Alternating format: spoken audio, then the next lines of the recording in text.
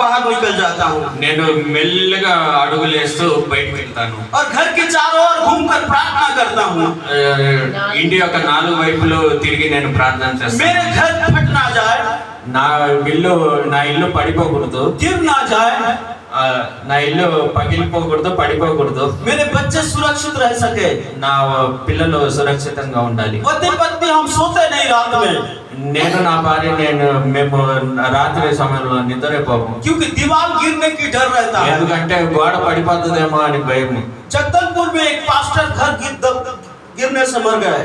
जबलपुर లో ఒక పాస్టర్ గారి ఇల్లు అట్లే పడిపోయి ఆయన మరణించారు. कई बार वो याद आ जाता है, కొన్ని సమయంలో అది నాకు గుర్తొస్తుంది. इसलिए हम घर में चैन से नहीं रह पा रहे. ఇందుకే మేము ఆ ఇంట్లో సంతోషంగా ఉండలేకపోతున్నాము. लेकिन प्रिय मित्र, मैं हर कदम में प्रभु का चमत्कार को देखता हूँ. అయితే నేను నా జీవితంలో ప్రతి అడుగులో దేవుని యొక్క అద్భుత కార్యములను చూస్తున్నాను. परमेश्वर के दास लोगों ने मुझे बोला, దేవుని యొక్క బిడ్డలైతే నాకు చెప్పారు, तुम घर चेंज करो. నువ్వు నీ ఇల్లును మార్చుకో. परमेश्वर के लोग मुझे बोला कि तुम इस जगह छोड़ दो और उड़ीसा चले जाओ. దేవుని యొక్క బిడ్డలు నాకైతే చెప్పారు, నువ్వు ఈ స్థలంని విడిచిపెట్టు, ఒరిస్సా వెళ్ళిపో అని చెప్పారు. लेकिन मैंने गया नहीं. అయితే నేను అక్కడి నుంచి వెళ్ళలేదు. कोई भी आराम हमारे जीवन में नहीं है. ఏ ఒక్క సౌకర్యం కూడా మా జీవితంలో లేదు. हमारे पास खाने के लिए नहीं मिला. మా దగ్గర తినడానికి తిండి కూడా లేదు. बड़ा मुश्किल को हमने सामना किया. ఆ యొక్క కష్టాన్ని మేము ఓర్చుకొని ఉన్నాం.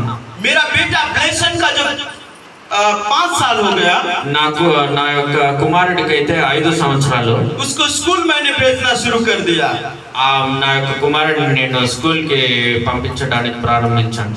एक दिन वो घर में आकर बोला मेरे को, ఒక రోజు నా కుమారుడు నా ఇంటికి వచ్చి చెప్పాడు, पापा मुझे कुरकुरे चाहिए.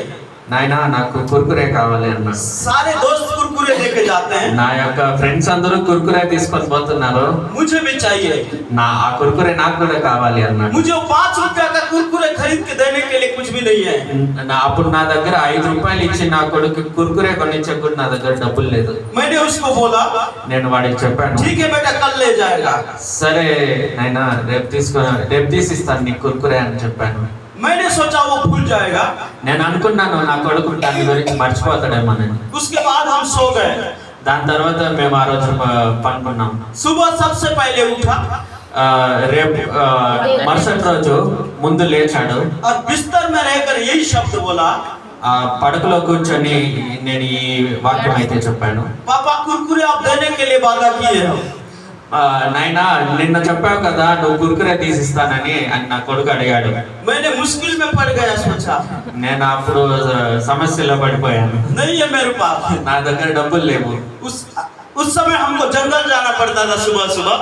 ఆ సమయంలో పొద్దున్నే లేచి నేను అడవిలోకి వెళ్ళాల్సి వస్తుంది. हमने चले गए. నేను వెళ్ళాను అడవిలోకి. 3 जन, मेरा बेटा, मेरी पत्नी और मैं चले गए. నేను నా కొడుకు నా భార్య ముగ్గురు వెళ్ళాము. उनको मैं रास्ता में उतार दिया వాళ్ళని నేను దారిలో ఇడిచిపెట్టాను. और बहुत बड़ा जंगल के अंदर चला गया. చాలా పెద్ద అడవిలోకి నేను ప్రయాణించాను. एक बड़ा सा पेड़ के नीचे एक चट्टान है. ఒక పెద్ద చెట్టు కింద ఒక స్థలం ఉంది. मैंने वहां पर 2 पैकेट को देखा. నేను ఆ స్థలంలో 2 ప్యాకెట్లు చూశాను जंगल के बीच में. అడవి మధ్యలో. और मैंने उस पैकेट को जाके लात मारा అయితే నేను వెళ్ళి ఆ ప్యాకెట్ ని ఇట్లా కాలుతో తన్నాను. और मैंने आगे बढ़ा. దాన్ని తన్నేసి నేను ముందుకే సాగాను. बाद में सोचा, దాని తర్వాత అనుకున్నాను, अरे पैकेट तो खुला नहीं है. అరే ఆ ప్యాకెట్ ఓపెన్ చేయలేదే. मुड़ के फिर से आया हूँ पास. మళ్ళీ అక్కడ నుంచి తిరిగి అడ్డే పక్కే వెళ్ళాను. वो 2 कुरकुरे पैकेट जुड़ा हुआ है. ఆ 2 కుర్కురే ప్యాకెట్లు అయితే జతగా ఉన్నాయి. परमेश्वर का सामर्थ्य को मैं मेरे जीवन में देखा. దేవుని యొక్క సామర్థ్యాన్ని అయితే నేను నా జీవితంలో कंफर्ट नहीं है मेरे जीवन में. నా జీవితంలో సౌకర్యాలు లేవు పెద్దగా. अच्छा घर नहीं है मुझे, మంచి ఇల్లు లేదు. परंतु परमेश्वर का सामर्थ्य मेरे जीवन में हर అయితే దేవుని యొక్క సామర్థ్యం నా జీవితంలో ఉంది. परमेश्वर हर दिन अपना सामर्थ्य को मेरे जीवन में दिखा रहे हैं. దేవుడు ప్రతిరోజు ఆయన సామర్థ్యాన్ని నా జీవితంలో చూపించాడు. मूसा ने अपना कंफर्ट जीवन त्याग दिया. మోషే ఆయన సౌకర్యాన్ని అయితే విడిచిపెట్టారు. मैंने अपना ऐश आराम को छोड़ दिया. प्रिय मित्र, నేను కూడా అలాగే నా సౌకర్యాన్ని విడిచిపెట్టాను. दूसरी बात, ఇంకొకసారి मूसा ने మోషే గారు पापमय जीवन को त्याग दिया है। పాపం కొరకై ఆయన జీవితాన్ని త్యాగం చేశారు. अगर आपको चमत्कार देखना है, అయితే మీకు కూడా అలాగే అద్భుత కార్యాలను చూడాలంటే पाप और परमेश्वर का चमत्कार एक जगह में नहीं हो सकता। పాపము ఆ తర్వాత దేవుని యొక్క అద్భుత కార్యములు రెండు ఒకే చోట ఉండలేవు. पाप का एक अलग जगह है పాపములది ఒక స్థలం ఉంది, और परमेश्वर का सामर्थ अलग जगह है। ఆ దేవుని యొక్క అద్భుత కార్యములు వేరే చోట ఉన్నాయి. ये मेल नहीं खाता। ఈ రెండు జతపరచలేవు. परमेश्वर नफरत करता है पाप को। దేవుని ఆ పాపముల్ని అంటే యాక్సెప్ట్ చేసుకోలేదు, ఒప్పుకోలేదు. मूसा ने अपनी होने वाली पत्नी को त्यागा మోషే గారు ఆయనకి కాబోయే భార్యని ఆయన త్యాగం చేశారు. कि वहाँ पाप का स्थान है। ఎందుకంటే అక్కడ పాపంలో చోటు ఉంది అని. उसने उस जगह से भागा ఆయన ఆ స్థలము విడిచి వెళ్ళారు. क्योंकि परमेश्वर का सामर्थ को वो देख नहीं पाता। ఎందుకంటే లేకపోతారు. व्यभिचार के पाप से भागना होगा। వ్యభిచారం యొక్క పాపం నుంచి ఆయన వెళ్ళిపోయారు. चाहे हम पसंद करे ना करे, మనము మనకి ఇష్టం ఉన్నా లేకున్నా परमेश्वर का पसंद क्या है वो हमारे जीवन में जरूरी है। దేవుని యొక్క ఇష్టం ఏదైతే ఉందో అది మీ జీవితంలో జరగబడుతుంది. हमारी जिद जरूरी नहीं है। మన గెలుపు जिद మన मुझे उसी को ही चाहिए। నాకు అదే కావాలి. बहुत सारे लोग इस प्रकार के पिता माता से लड़ झगड़ जाते हैं। ఎక్కువ పిల్లలైతే వాళ్ళ తల్లిదండ్రులతో మొండి చేస్తారు, జగడం చేస్తారు. बाबा माँ को झगड़ा करते हैं। అమ్మ నాయన దగ్గర జగడం చేస్తారు. मुझे मेरी पसंदीदा चाहिए, मुझे నేను ఇష్టపడిందే నాకు కావాలి అని. बस उसी को ही मुझे चाहिए। నాకు అదే కావాలి అన్నాడు. परमेश्वर की इच्छा हो ना हो, దేవుడి యొక్క ఇష్టం ఉన్నా లేకున్నా मुझे वही चाहिए। నాకు అదే కావాలని అడుగుతారు. हम अपना पाप को छोड़ना होगा। మనం మన పాపాలను అయితే విడిచిపెట్టాలి వస్తుంది. परमेश्वर की जगह पर किसी और को स्थान देना पाप है। దేవుడి యొక్క స్థలంలో వేరే వాళ్ళకి చోటు ఇవ్వడం పాపం అయి ఉన్నది. हमारी पाप को छोड़ना होगा। మన పాపాలను విడిచిపెట్టాలి. हमारी देखने के द्वारा भी पाप होती है। మనము చూసే దృష్టిలో కూడా పాపం ఉంటది. परमेश्वर कहा अब्राहम को आंख उठा कर दे। परमेश्वर ने अब्राहम से कहा आंख उठा कर दे।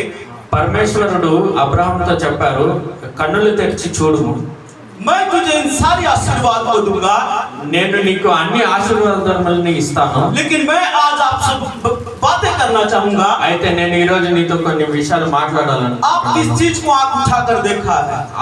మీరు ఏ ఒక విషయం అయితే మీరు కళ్ళు తెరిచి చూశారు? क्या चीज को आपने आंख उठा कर देख रहे हैं? ఏ విషయం బట్టి నీవు దాన్ని కళ్ళు తెరిచి చూసావు? क्या वो पाप है?